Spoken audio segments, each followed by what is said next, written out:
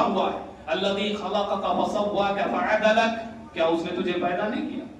تجھے برابر سرابر نہیں بنایا، تیرے اعضاء کو بالکل انصاف کے ساتھ پیدا کیا، تیرے دونوں ہاتھ برابر بنائے، یوں نہیں ہوا کہ ایک چھوٹا اور ایک بڑا کر دے، ایک پیر بڑا اور چھوٹا نہیں کیا، آنکھ بڑی اور چھوٹی نہیں کی، سارے اعضاء تیرے برابر سرابر بنائے، پھر بھی تو اللہ کے تعلق سے کس چیز میں دھوکے میں پڑا ہوا؟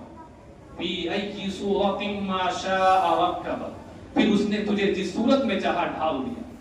فی ای صورت ما شاء رکبک۔ پھر آگے اللہ تعالیٰ تنبیہ فرماتا ہے کلا بل تکذبون بالدین، تم تو ایسے لوگ ہو جو روز آخرت کو جھٹلاتے ہو، کلا بل تکذبون بیوم الدین وان علیکم لحافظین، پھر یہ یاد دلاتا ہے کہ تم پر نگراں مقرر ہے، کرامن کاتبین، جن کو تم کرامن کاتبین کہتے ہو، یعلمون ما تفعلون، وہ جانتے ہیں جو تم کرتے ہو، تمہاری کرتوتیں کیسی ہیں، تم سیاہ کرتے ہو سفید کرتے ہو، اللہ سے چھپ کر گناہ کرتے ہو یا اعلانیہ کرتے ہو، وہ تمام باتیں نوٹ کرتے ہیں، وَإِنَّ عَلَيْكُمْ لَحَافِظِينَ كِرَامًا كَاتِبِينَ يَعْلَمُونَ مَا تَفْعَلُونَ۔ پھر آگے اللہ تسلی دیتا ہے إِنَّ الْأَبْرَارَ لَفِي نَعِيمٍ، یقیناً نیک لوگ نعمتوں میں ہوں گے، وَإِنَّ الْفُجَّارَ لَفِي جَحِيمٍ، گنہگار جہنم میں ہوں گے، يَصْلَوْنَهَا يَوْمَ الدِّينِ، روز آخرت کو وہ اس میں داخل ہوں گے، يَصْلَوْنَهَا يَوْمَ الدِّينِ وَمَا هُمْ عَنْهَا بِغَائِبِينَ، اور یہ چاہیں گے کہ وہ اس سے بھاگ جائیں، لیکن اللہ کے پکڑ سے، اللہ کے فرشتوں کی نظر سے بھاگ نہیں پائیں گے، بھاگ نہیں پائیں گے، اپنے آپ کو بچا نہیں پائیں گے، اپنے آپ کو اللہ کی پکڑ سے محفوظ نہیں کر پائیں گے۔ جب ہم اپنے آپ کو اللہ کی پکڑ سے محفوظ نہیں کر سکتے، ہم بیمار ہو جائیں اپنے آپ کو ٹھیک نہیں کر سکتے، ہمارے چوٹ لگ جائے ہم اس میں شفا نہیں ڈال سکتے، ہم اگر روزی کے لیے محتاج ہو جائیں، اللہ کے حکم اگر ہماری روزی چھیننے کا ہو جائے ہم نہیں لے سکتے، تو ہم کس بات میں دھوکے میں پڑے ہوئے ہیں؟ ہم موت پر قادر نہیں ہیں۔ اللہ نے موت کو پیدا کیا، زندگی کو پیدا کیا، هو الذی خلق الموت والحیات لیبلوکم ایکم احسن عملا، اسی نے زندگی اور موت کو پیدا کیا تاکہ تم کو آزما لے کہ نیک عمل کون کرتا ہے،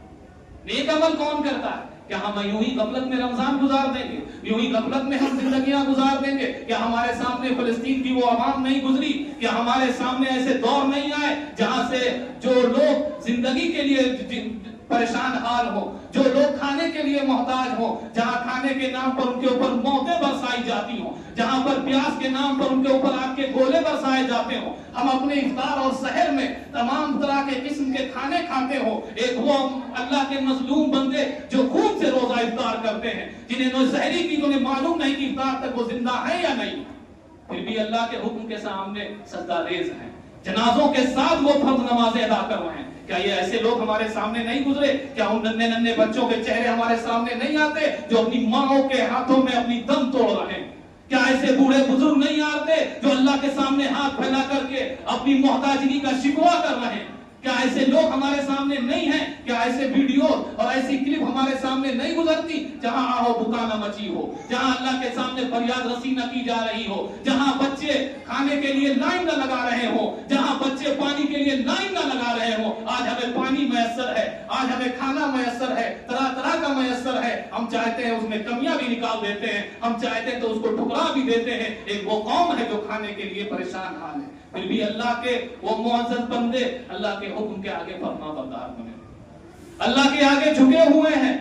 اللہ سے مانگ رہے ہیں، اللہ سے شکایت کر رہے ہیں۔ ہم اتنے باغی ہو گئے ہیں کہ ہمارے دل اللہ کے یاد میں نرم نہیں ہوتے، ہماری آنکھوں سے اللہ کی یاد میں، اللہ کے خوف سے آنسو نہیں نکلتے، گناہوں کو دیکھ کر کے آنکھیں پتھر ہو گئی، گناہوں کو سوچ کر کے ذہن مغلوظ ہو گئے، گناہ کر کر کے دل سیاہ ہو گئے، نہ تو ڈر ہے، نہ خوف ہے، نہ خشیت ہے۔ اللہ کے نبی صلی اللہ علیہ وسلم نے ان 7 لوگوں کے بارے میں پروہیبیشن گوئی کی کہ وہ قیامت میں آخرت میں اللہ کے سائے میں ہوں گے، لا ظل الا ظلی، جب اس کے سائے کے سوا کوئی سایہ نہیں ہوگا۔ اس میں ایک ذکر یہ بھی کیا، من ذکر خالیا ففاضت عیناہ،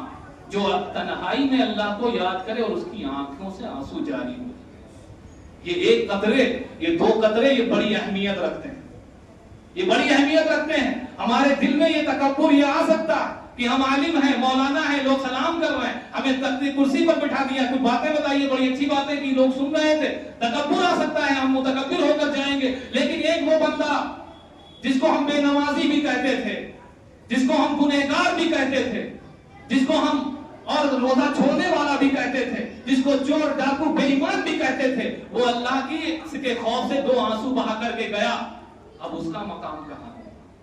اس کا مقام کہاں ہے؟ وہ اللہ کا مقرب بن کے جا رہا۔ ہم تکبر لے کر کے دل میں گئے تو ہم اپنا نقصان کر کے گئے۔ حضرات گرامی، اللہ سے ڈرنے والے بن جائیں، ان بچوں کو یاد کریں، ان صحابہ کے اولاد کو یاد کریں جن کے دلوں سے موت کا ڈر نکال دیا گیا تھا، جن کے دلوں میں اللہ کی محبت کو بھر دیا گیا تھا۔ آج جس طرح کی صورتحال ہمارے سامنے بنائی جا رہی، ممکن ہے کہ ایسا دور آئے، اللہ نہ کرے کہ ایسا ہو، لیکن ممکن ہے کہ ایسا دور آئے جہاں ہمیں ایمان کے بدلے روٹی دی جائے، جہاں ہمیں ایمان کے بدلے نوکری دی جائے، جہاں ہم سے یہ مطالبہ ہو کہ ایمان بیچو گے روٹی پاؤ گے، ایمان کھو گے تو غلہ پاؤ گے، ایمان لٹواؤ گے تو زندگی پاؤ گے۔ اس وقت یاد رکھیے صحابہ کے اس دور کو کہ عمار بن یاسر کی تاریخ ہماری آنکھوں کے سامنے ہونی چاہیے، حضرت سمیہ کی تاریخ ہمارے سامنے ہونی چاہیے، حضرت بلال حبشی کی زندگی ہمارے سامنے ہونی چاہیے، ان کا ریت پر لٹایا جانا، گھسیٹا جانا، اور ان کا وہ جملہ هو اللہ احد لا الہ الا اللہ، ان کے یہ نعرے یاد ہونا چاہیے، خباب بن عرب ہمارے ذہن میں ہونے چاہیے۔ اگر مال خرچ کرنا پڑ جائے تو ابو طلحہ انصاری ہماری نگاہوں کے سامنے ہو، حضرت عثمان بن